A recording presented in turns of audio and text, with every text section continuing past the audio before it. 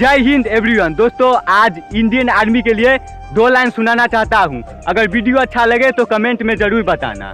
समुंदर हूँ मुझे मत जगा, ये हिंदुस्तान ने पुकारा है। कि समुंदर हूँ मुझे मत जगा, ये हिंदुस्तान ने पुकारा है। खामोश हूँ बस इतना समझ ले, ये तुम्हें आखिरी इशारा है।